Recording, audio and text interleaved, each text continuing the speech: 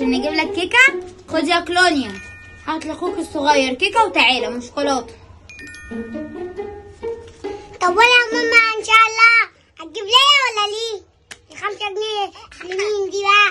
انا عايز 5 تاني. مفيش غيرها يا كلونيا ال5 جنيه دي. انزل هات كيكه لاخوك، انت كبير مش صغير.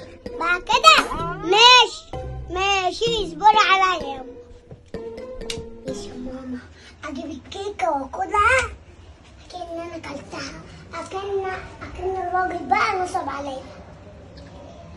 ربنا يستر يا ابني، ما بحبش اصلا ابعتك انت بالذات تجيب حاجه.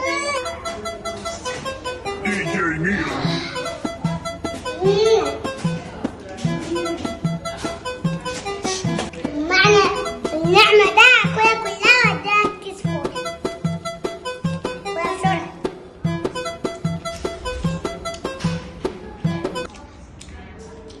مع حلو.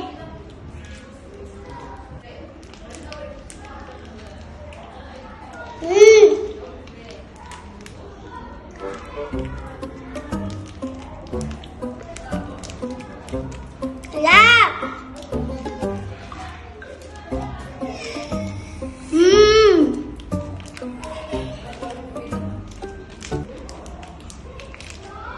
بس بقى غلطت بقى كأني ما عملتش حاجة كما كنت الراجل هقول لها وانتوا عليا.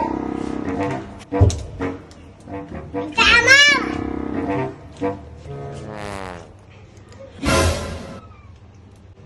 اتفضلي يا ماما الكيكة ايه؟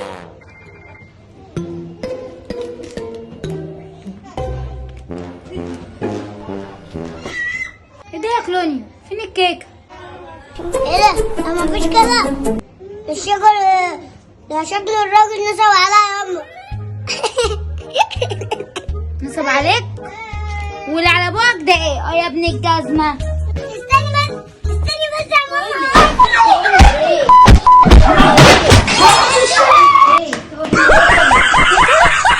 كانت بتاعتك يا حبيبي؟